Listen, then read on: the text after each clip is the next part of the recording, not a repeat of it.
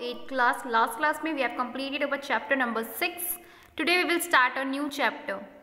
As you know, this is your second term's first chapter. Okay, so second term यहाँ से शुरू हो रहा है. So let's begin.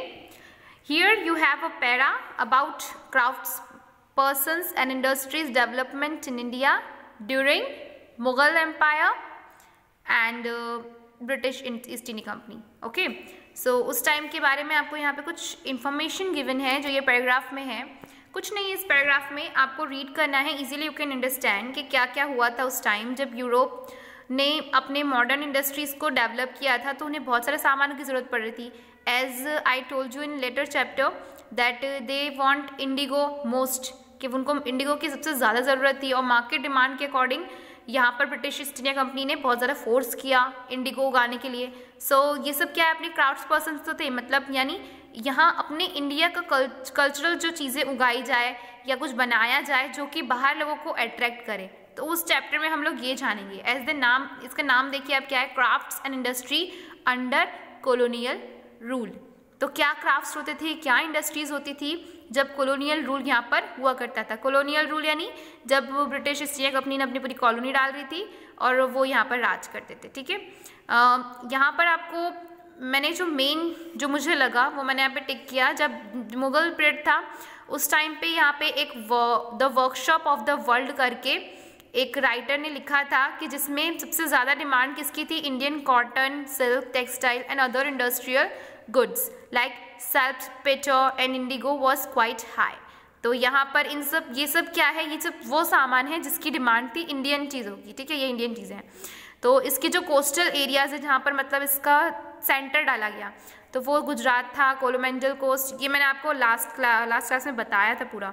Indigo genetical plains. फिर दूसरा क्या था, रीजनल जो डाला गया, यानी छोटे छोटे बड़े बड़े सेंटर्स बनाए गए जो कमर्शियल सेंटर्स इंडस्ट्रीज़ के लिए.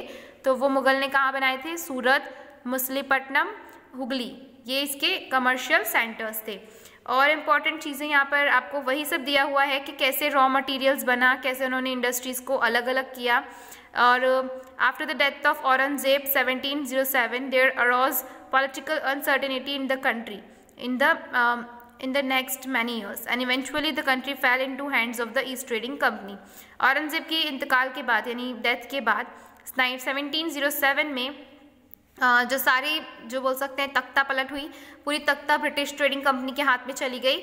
और यहाँ पे वो लोगों ने बहुत सारे इंडियन टेक्सटाइल्स, हैंडक्राफ्ट्स, क्रैफ्ट्स सब क्या करे, इंग्लैंड को करने लगे. पहले क्या होता था, वर्ल्ड में वो जाते थे, एक्सपोर्ट होते थे, बट बिकॉज ऑफ पावर इनके हाथ में आ गई तो इन्होंने क्या किया, एज यू नो कि इंग्लैंड से ये लोग आए थे, इंग्लैंड में इन्होंने ज़्यादातर उसको भरा और बहुत ज़्यादा रिच प्रॉफिट्स कमाए. ये सब मैंने आपको लास्ट क्लास में बताया, इसलिए मैं इसको ज़्यादा रिपीट नहीं कर रही हूँ. ओके, सो हम आते हैं आज के जो मेन टॉपिक है. आज का मेन टॉपिक है आपका when India cloth in the world. India ने जब अपने क्लोथ को मतलब बोल सकते हैं अपनी क्राफ्ट्स को लोगों तक पहुँचाया, जब वो फेमस हुआ इंडियन क्लोथ. ठीक है, इसके बारे में हम इस पैरा में जानेंगे. हियर जब 17th सेंचुरी स्टार्ट हो रही थी तब फ्रेंच के एक शिप नेविगेटर थे जो मतलब शिप को दिशा दिखाते थे. वो एक अच्छी पोस्ट है शिपमैन की. तो उनका नाम था फ्रेंकोइस पिराट दे लावल. इन्होंने क्या लिखा, the Indian cotton fabrics clothed everyone, यानी इंडिया का जो कॉटन फैब्रिक का है ये सबको क्लोथड मतलब सबको पर्याप्त करता था, ज़रूरतें पूरे करता था. जहाँ तक कि Cape of the Good Hope to China, यानी चाइना की एक कैप से लेकर वुमन से, मैन से, उनके हेड से लेकर उनके फूट तक पूरा वो लोग कॉटन क्लोथ का ही पहनते थे. इसलिए इससे ये पता चलता है कि इंडिया की टेक्सटाइल्स बहुत ज़्यादा फेमस हो गई थी. और mainly through the parts of Gujarat.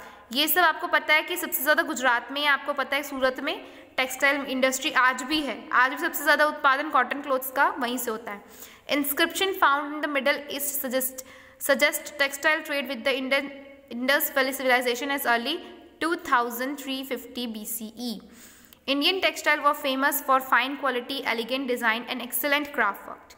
Indian textile क्यों फेमस थे, ये तो आपको दे दिया कि बहुत ज़्यादा क्वालिटी का बनता था. एलिगेंट यानी एक बहुत ज़्यादा उसमें वो दिखता था. एलिगेंट यानी बोल सकते हैं आप अपने आप पे प्राउड कि बहुत ही चमकदार टाइप का. और excellent craft work, this is evident from the diary entry of the Arab trader Suleman.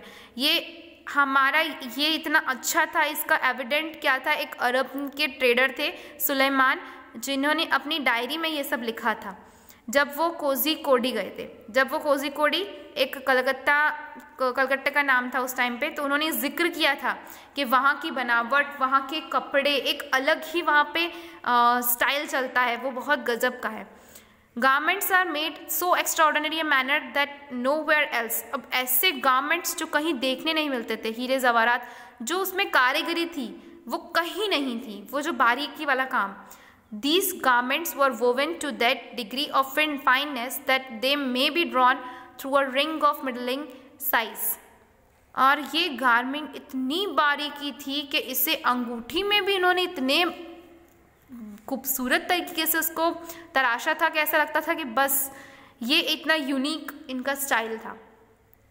यहाँ पर 16th सेंचुरी के टाइम पर, ये तो आपको पता है कि गुजरात, कोरोमंडल कोस्ट, यहाँ पर और ज़्यादा यहाँ पर क्या किया, cloth of 30 different sorts open किया, ठीक है। फिर 16th सेंचुरी में क्या हुआ, several European trader companies like the Dutch, the Portuguese and the English started arriving in India to buy Indian textile for sale in Europe.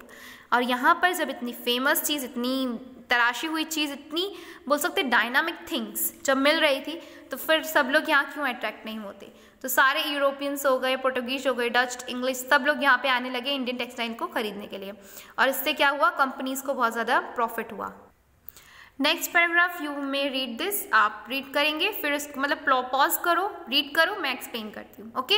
सो यहाँ पे क्या बता रहा है, यहाँ पे आपको बता रहा है कि आपने ये तो जाना और आप सरप्राइज भी हुए कि इतनी सारे लोग हमारे इंडिया की तरफ आकर्षित हुए, बट अब हम ये जानेंगे कि जो इंडिया और यूरोप का इतना कड़ा जो संबंध था, इतने ज़्यादा ट्रेडिंग हुई, मतलब सालों साल तक वहाँ पर सामान एक्सपोर्ट हुआ, तो उसमें क्या क्या चीज़ नई इन्वेंट हुई, यानी किसके नाम रखे गए, कुछ कपड़ों को इतना ज़्यादा प्रायोरिटी दी गई कि वो एक स्पेशल नाम से जाने गए, तो वो स्पेशल नाम्स क्या थे, ये सब हम जानेंगे।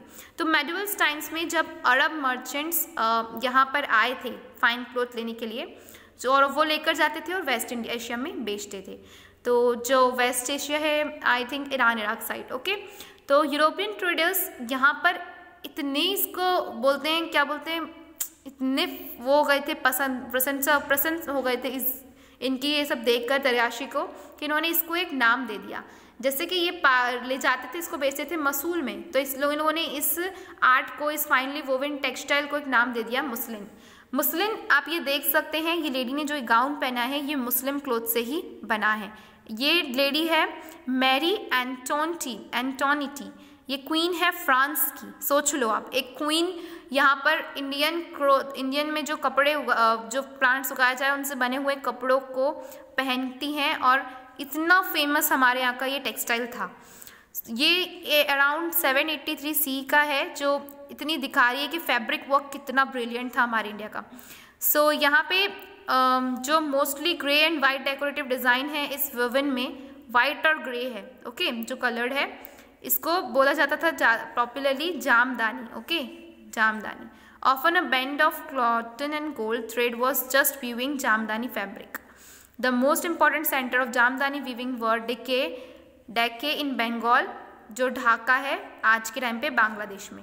ये उस टाइम का जो इम्पोर्टेंट सेंटर है वो वहाँ हुआ करता था। दूसरा लखनऊ में था, लखनऊ आज भी उत्तर प्रदेश में, तब भी उत्तर प्रदेश में ही माना जाता था।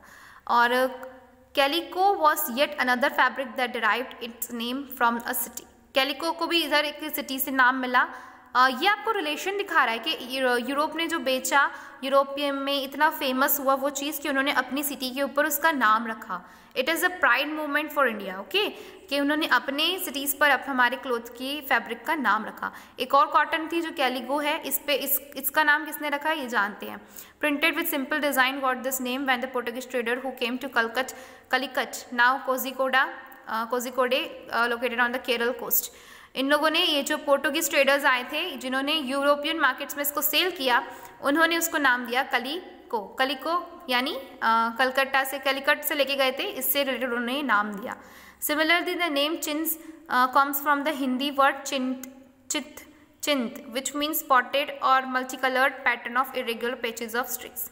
ये एक चिंस नाम है, ये इसलिए रखा गया क्योंकि उसमें मल्टी कलर्स फैब्रिक था और उसमें बहुत अच्छे स्पॉट्स थे, मतलब स्पॉट्स यानी आप बोल सकते हैं धब्बे वाला, ठीक है, धब्बे वाली प्रिंटिंग जो बोलते हैं। As the name suggest, chintz is a fine cloth, cotton cloth with small and colourful flowering design. ये फ्लावरिंग डिज़ाइन है जो बहुत ज़्यादा कलरफुल होती है, बहुत ज़्यादा अट्रैक्टिव होती है। From the 1680s Indian chintz became highly popular in England and Europe, और ये यूरोप और इंग्लैंड में धमाका मचा दिया चिन्स ने।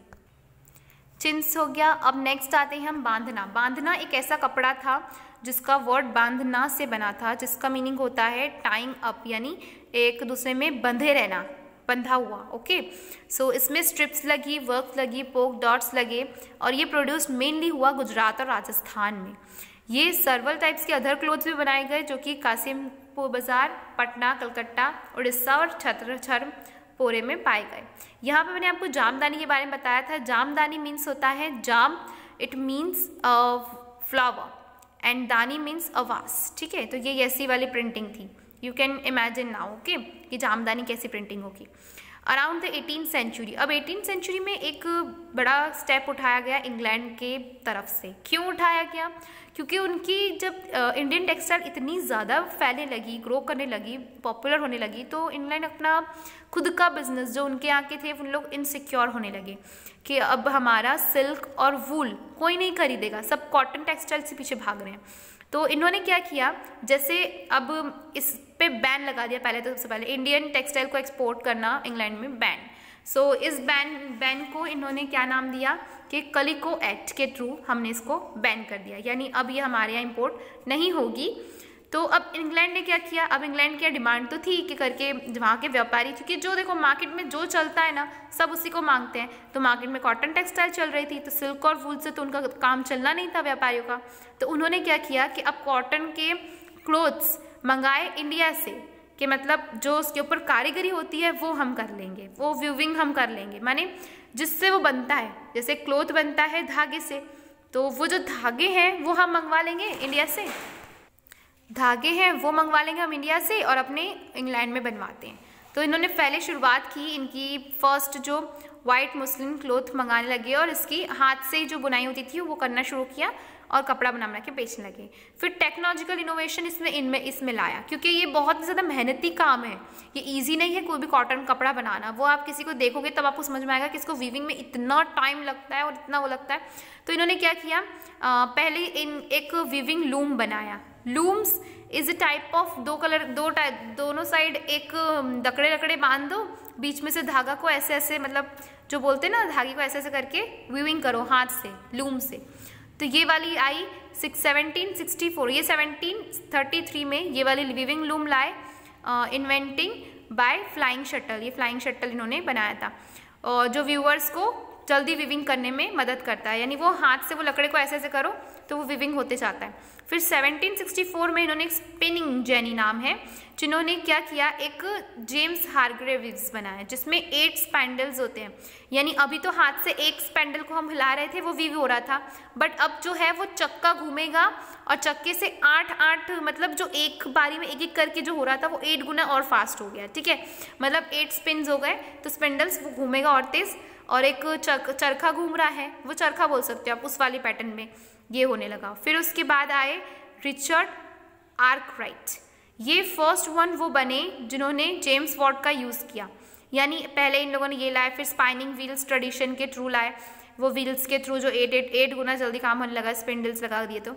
फिर उसके बाद जेम्स वॉट ने लाए स्टीम इंजन, यानी पूरा जो स्टीम है उसके थ्रू हो रहा है, मशीन मतलब अब हाथ लगाने की ज़रूरत नहीं है, स्टीम इंजन ओपन ऑन करो, वो इंजन उसको जनरेट करेगा और मशीन्स खुद अपने आप काम करेगी। इसमें यहाँ पे क्या हुआ, लेबरर्स का काम भी खत्म हो गया, यानी इन लोगों को मजदूर की प्रॉब्लम थी तो इन लोगों ने ऑर्डर डेवलपमेंट किया और मैकेनिकल में इसको शिफ्ट कर दिया और मशीनों से काम करवाने लग गए। तो इससे इन लोगों ने अपनी ज़रूरतें तो पूरी कर ली, यानी अपनी मार्केट की जो ट्रेडर्स की रिक्वायरमेंट्स थी। लेकिन अब यहाँ दिक्कत क्या हुई कि मतलब इनका काम तो चल रहा है, लेकिन बाकी जो कंट्रीज़ है जैसे इंग्लिश हो गए, फ्रेंच हो गए, 10 लोग हो गए, इन लोग क्या करेंगे, इन लोगों के पास अभी भी एक ही ऑप्शन था कि एक्सपोर्ट कर ले इंडिया से, है ना। अब इन्होंने तो यहाँ पे मतलब इंडिया मार्केट में तब भी चल रहा था, इन लोगों के हटने से कोई फ़र्क नहीं पड़ा, यहाँ पे हमको और ज़्यादा यहाँ पे ग्राहक मिल गए थे, यहाँ पे हम लोग की टेक्सटाइल्स बहुत ज़्यादा प्रॉफिट्स कमा रही थी इंडिया, उनमें कोई फ़र्क नहीं आया। तो मीनवाइल यहाँ पे अब आपको एक बार फिर से पूरी जितने भी सेंटर्स थे उनके नाम बता दिए।